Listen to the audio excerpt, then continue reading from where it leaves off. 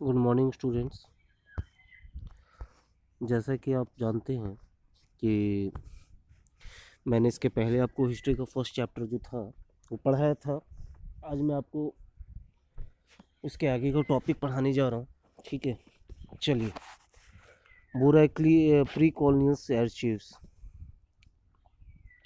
यानी औपनिवेशिकरण, यानी अंग्रेज़ों के आने से पहले के जो लेखागर जो थे, जहाँ पे रिकॉर्ड्स रखे जाते थे, उसके बारे में आपको बताएगा। पूरा ड्यूरिंग द एंशियंट टाइम्स, प्राचीन समय के दौरान जो हिंदू राजा जो होते थे उनको रिकॉर्ड्स रखने की कला जो थी वो नहीं मालूम थी, और they got their order inscribe and kept records of victories in battles. और वो केवल उसी रिकॉर्ड्स को रखते थे जिसके अंदर जैसे युद्ध के अंदर अगर वो कहीं अगर जीतते थे, विक्ट्रीज प्राप्त करते थे, तो ऐसे चीज़ों का रिकॉर्ड जो था वो संभाल के रखते थे। और एक और दूसरा बड़ा कारण था कि उस समय लिखना काफ़ी कठिन था, क्योंकि उस समय पेपर जो था वो नहीं था। इसके बावजूद भी हम लोग देखते हैं कि कुछ रिकॉर्ड्स जो हैं घटनाओं के, वो काफ़ी विकसित हुए थे, जिसे ताम्रपत्र के ऊपर लिखा जाता था। बुराई the travellers such as Wen Zhang and Faiyan from China and Marco Polo from Italy, who traveled through India, kept an accounts of everything they saw. From their accounts, we get an idea of the administration, social and economic life of the contemporary peoples. Emperor Ashoka record for public view on stone pillars, which are still intact and can be seen in Delhi and other places of India.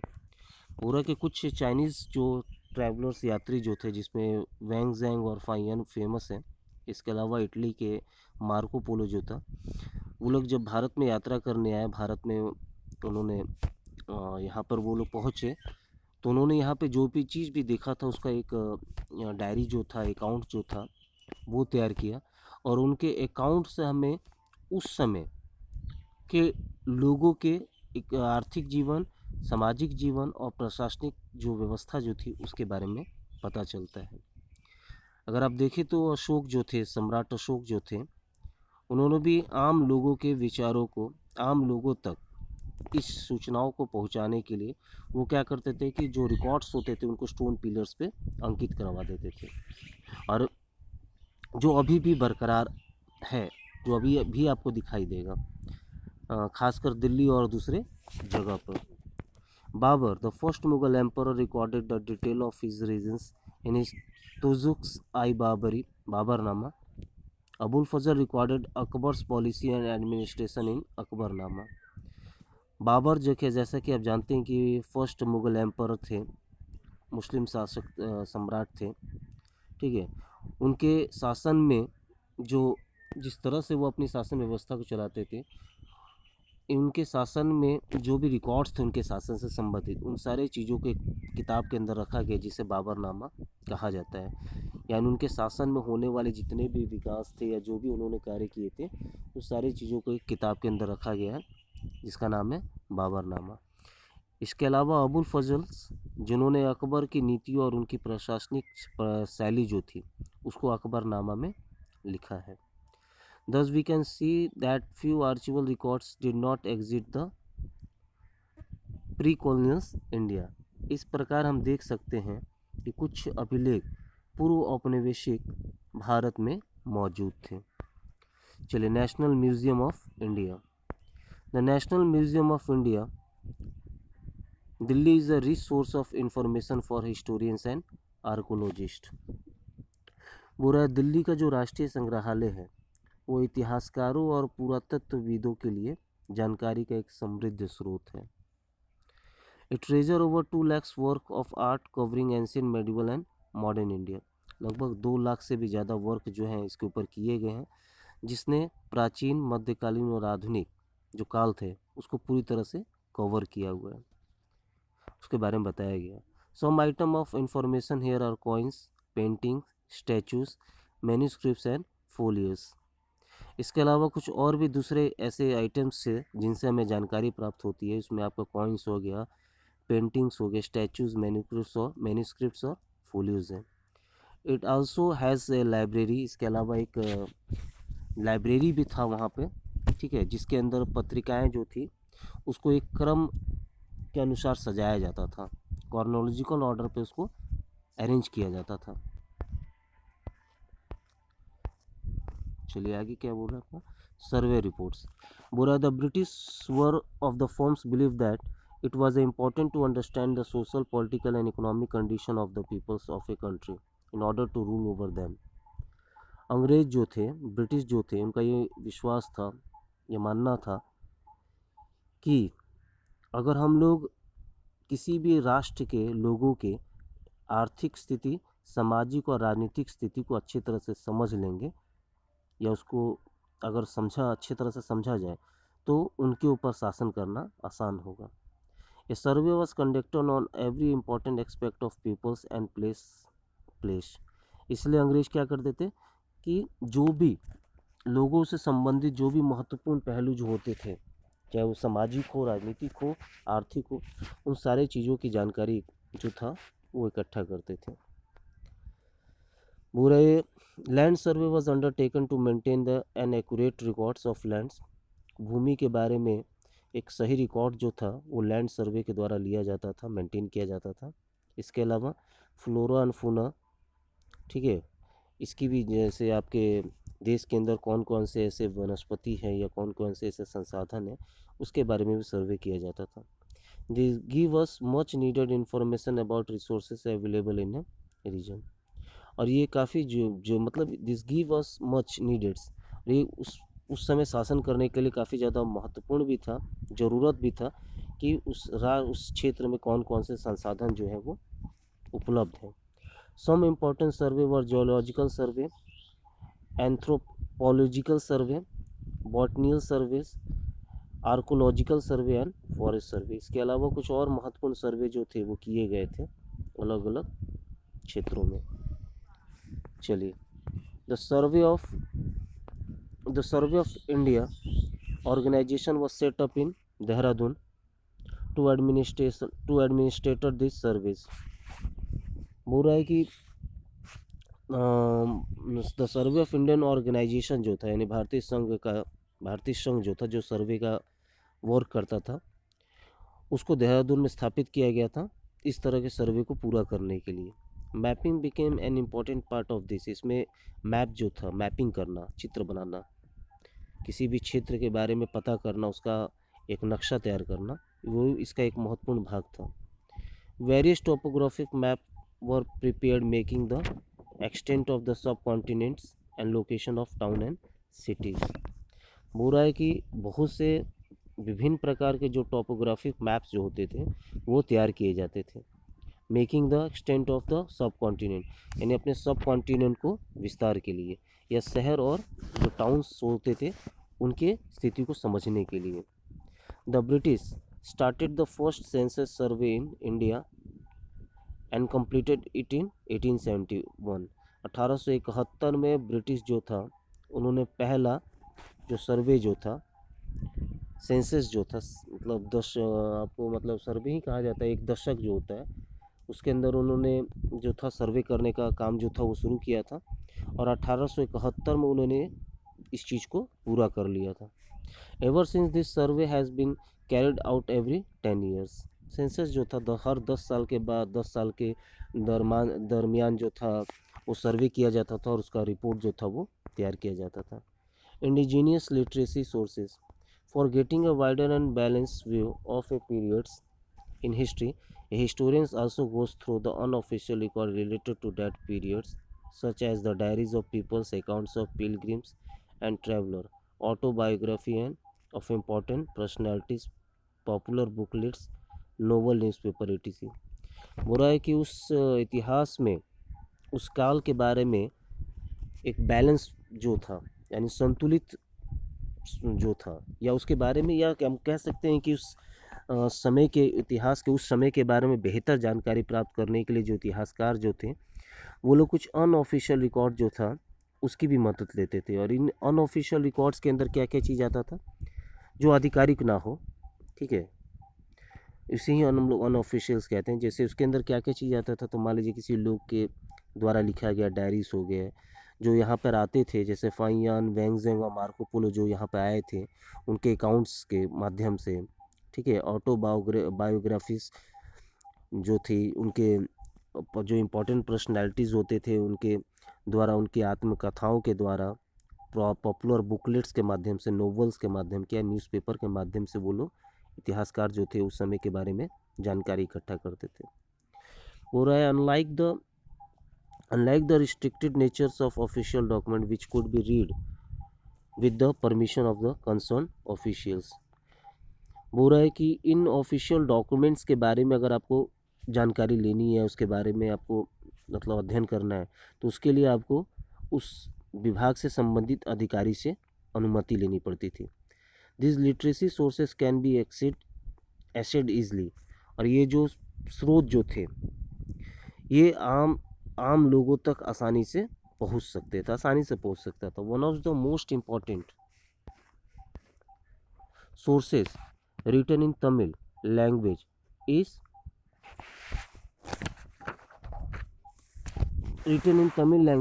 is Diary of Anadazranga Pillai, who recovered the changes in the South Indian politics during a crucial period relating to Dupleix, the journal of French establishment in India। ये थोड़ा फट गया है आपका ये थोड़ा सा page, ठीक है, ये आपका थोड़ा सा इसको आपको समझने में थोड़ा दिक्कत होगा मेरे को लग रहा है। थोड़ा देखता हूँ छोटा करके, चलिए इतना पे पढ़ लेंगे आदमी, इतना में समझ लिया जाएगा क्या बोल रहा है। दिख रहा है आपका, चलिए क्या बोल रहा है। बोल रहा है कि कुछ जो अदर सोर्सेज जो थे, one of the most important, इसमें से एक सबसे प्रमुख स्रोत जो था वो एक तमिल राइटर्स थे जिनका नाम एनेडस रंगा पिल्लाइस नाम था, जिन्होंने तमिल भाषा में एक डायरी जो थी वो लिखी थी, जिसने who recorded the changes in the south India politics.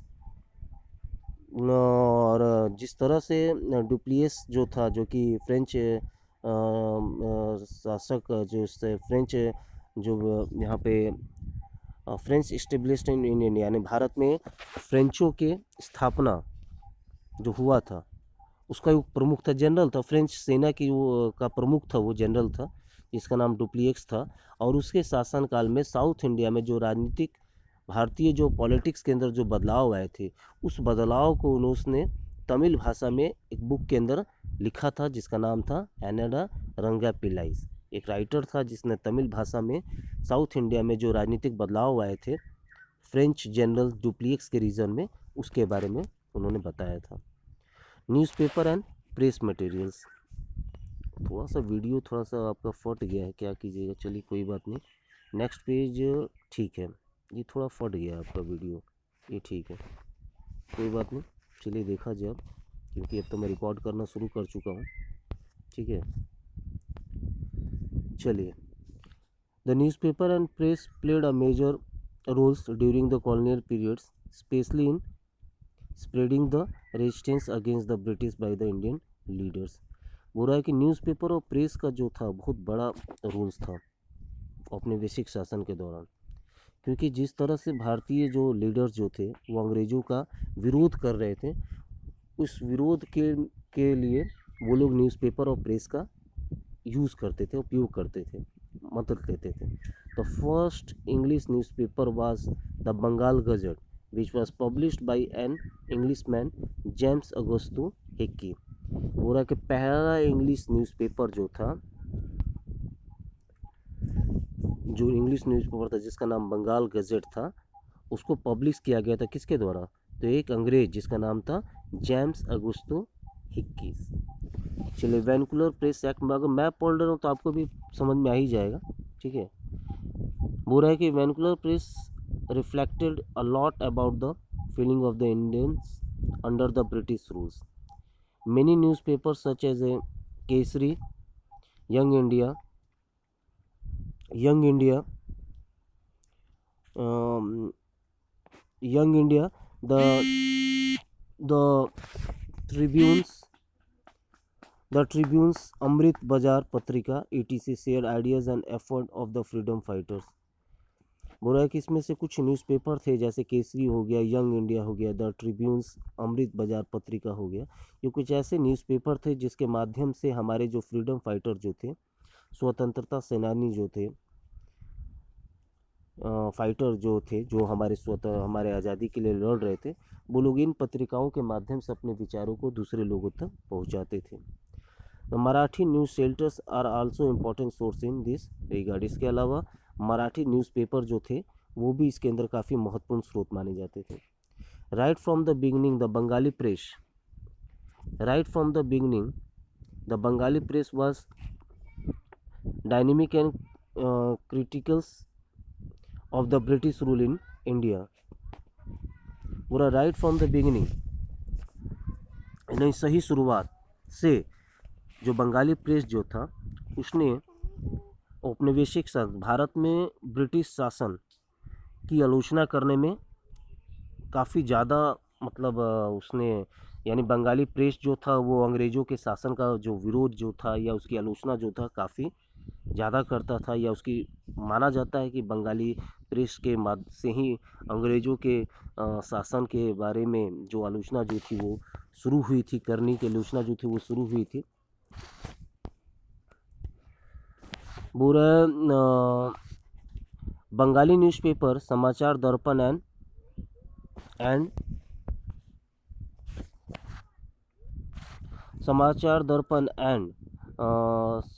संवाद कुमुदी published from Calcutta were among the first Indian vernacular newspapers. इसमें से कुछ ऐसे न्यूज़पेपर थे जिसमें जैसे दो प्रमुख यहाँ पर नाम दे रहा है आपका बंगाली न्यूज़पेपर, एक का नाम समाचार दर्पण और दूसरा का संवाद कॉमेडी। ये बंगला नाम है आपका, ठीक है। ये कलकत्ता से पब्लिश किया गया था और उस समय ये काफ़ी फेमस था न्यूज़पेपर जो था, जो भारतीय भाषा में जो न्यूज़पेपर छापे जाते थे उसमें काफ़ी ज़्यादा फेमस था। The first vernacular newspaper in Bombay was the Gujarati daily Mumbai Samachar, publish in 1882 by the फ्रेंडोंजीज मैगज़ीन्स, और 1822 में फ्रेंडोंजीज मैगज़ीन्स के द्वारा पहला जो था गुजराती न्यूज़पेपर जो था, जिसे मुंबई समाचार गुजराती डेली मुंबई समाचार के नाम से जाना जाता है, उसको पब्लिश किया गया था। Gandhi ji started publishing a weekly journals by the names Harijan on 11 February 1933। During the British rule the newspaper concentrated on the social and economic problems. पूरा कि महात्मा गांधी के द्वारा 11 फरवरी 1933 में एक साप्ताहिक पत्रिका जो थी वो निकाली गई थी जिसका नाम था हरिजन्स, ठीक है। और प्राय अंग्रेज़ों के न्यूज़पेपर जो भी छापे जाते थे, इन न्यूज़पेपर के अंदर सामाजिक और आर्थिक समस्याओं को उठाया जाता था।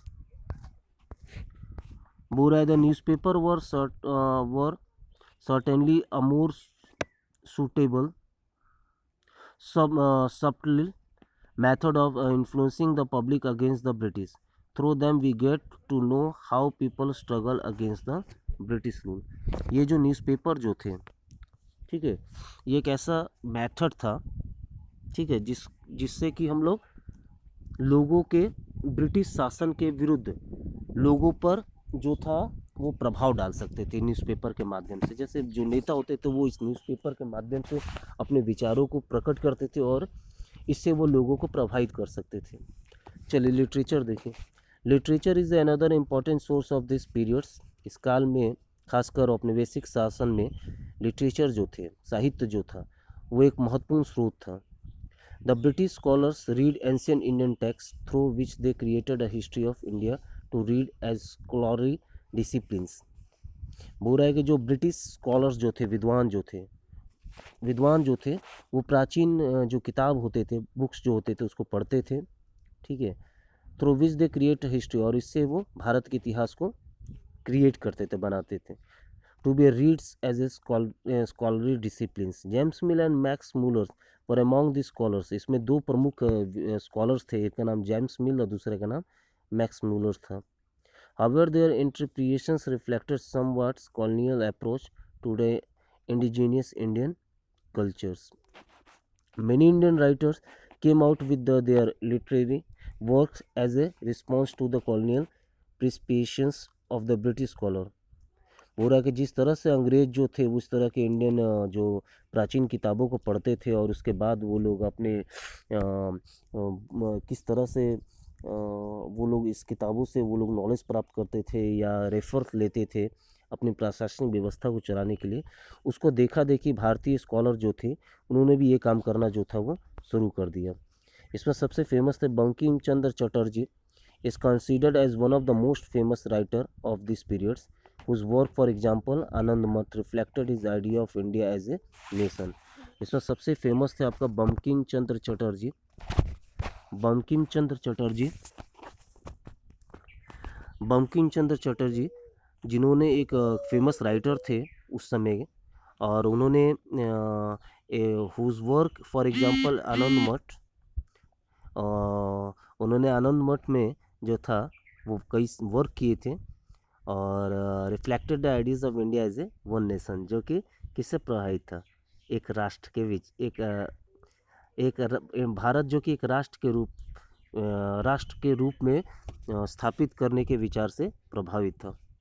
इसके अलावा Dadabhai Naoroji poverty and on British rule in India highlighted the exploitative nature of British. के अलावा दादा भाई नौरोजी जो थे जो कविता लिखते थे इसके अंदर वो ब्रिटिश शासन को हाईलाइट्स करते थे भारत में और इसमें उनके शोषणात्मक जो नेचर जो था प्रवृत्ति जो था उसको दर्शाते थे.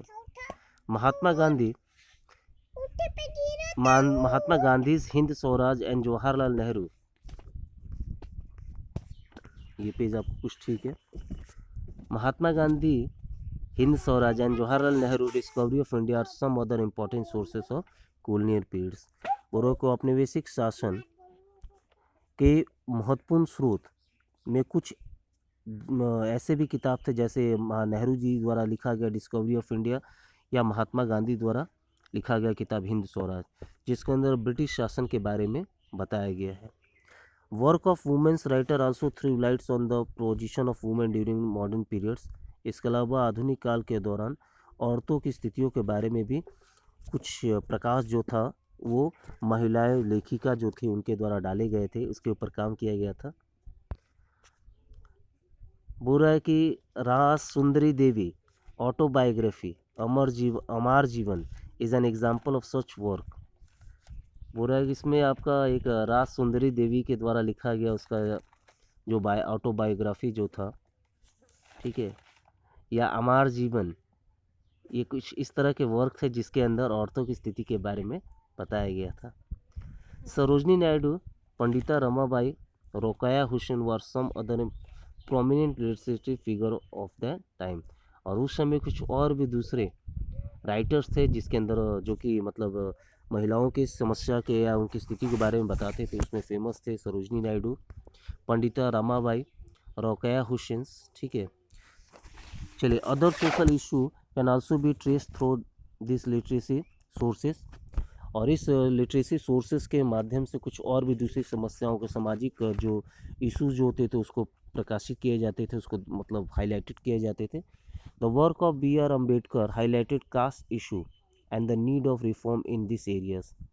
जैसे डॉक्टर भीमराव अम्बेडकर के द्वारा किए गए काम जिसमें उन्होंने कास्ट इशू यानी जातीय मुद्दा को उठाया था और उसमें सुधार करने का एंड द नीड और उसमें सुधार करने की ज़रूरत के बारे में बताया था. Many other contributed to this time issue. बहुत से लोग जो थे उन्होंने इसमें इनका सहयोग किया था. This sources help a great deals The sources help a great deal in the study of social cultural changes that the modern India witness. हो रहा कि आज के समय में जो आधुनिक भारत है उसके अंदर जो भी आपको सामाजिक और सांस्कृतिक कल्चरल बदलाव जो होता है ये जो दिखाई दे रहा है इसमें इस स्रोतों का बहुत बड़ा अहम रोल है. इसी स्रोत के माध्यम से जो था हम लोग ये स्टडी कर सकते हैं कि उस समय क्या क्या सामाजिक और सांस्कृतिक जो थे समस्या थे और उसमें किस तरह से बदलाव किए गए। We will study about the last आपका बता रहा है आपका we will study about this changes in detail in the following chapter. We will study यानी हम लोग ये जो बदलाव हुए मॉडर्न इंडिया के अंदर, ये बदलाव कैसे हुए उसके बारे में हम लोग अध्ययन जो है वो आगे के चैप्टर में करेंगे। चलिए, elsewhere at the same time the modern period has been categorised with the many essential features. New scientific theories was one of this features. और के आधुनिक काल के अंदर has been categorise with the many essential feature, इसके अंदर कई सारे महत्वपूर्ण फीचर जो थे वो उसके अंदर रखे गए थे। इसमें सबसे बड़ा फीचर क्या था आपका कि जो साइंटिफिक यानी जो विज्ञान साइंटिफिक थ्योरी जो था, जिस तरह से वैज्ञानिक सिद्धांतों को अपनाया गया था और जिस तरह से कई सारे आविष्कार किए जा रहे थे, वो काफ़ी इसमें महत्वपूर्ण था। In the 19th century Europe an English naturalist and scholars Charles Darwin introduce his book one on the origin of species by the means of natural selections in 1859। पूरा कि 19वीं शताब्दी में यूरोप के एक इंग्लिश स्कॉलर्स थे जिनका नाम था चार्ल्स डार्विन, जिन्होंने एक किताब इंट्रोड्यूस किया था जिसका नाम था on the origin of species by means of natural selection 1859 में। This books created wonder in the world of science and the organs of species. इस किताब के अंदर जो था मतलब विज्ञान के विश्व यानी किस तरह से विज्ञान में बदलाव हुए थे, कैसे विज्ञान जो था आगे बढ़ रहा था, उसके बारे में इस किताब के अंदर बताया गया है। The book also talks about why some species survive. इसके अलावा इसके अंदर बताया गया था कि कुछ ऐसे भी स्पीसीज थे, प्रजाति थे जो जीवित थे, सर्वाइव थे, अपने आप को सर्वाइव कर सकते थे इस नेचर के अंदर। And evolves while other die and becomes extinct. और कुछ ऐसे भी प्रजाति थे जो इस मतलब पर्यावरणीय व्यवस्था के अंदर अपने आप को सर्वाइव नहीं कर सकते थे और विलुप्त हो जाते थे।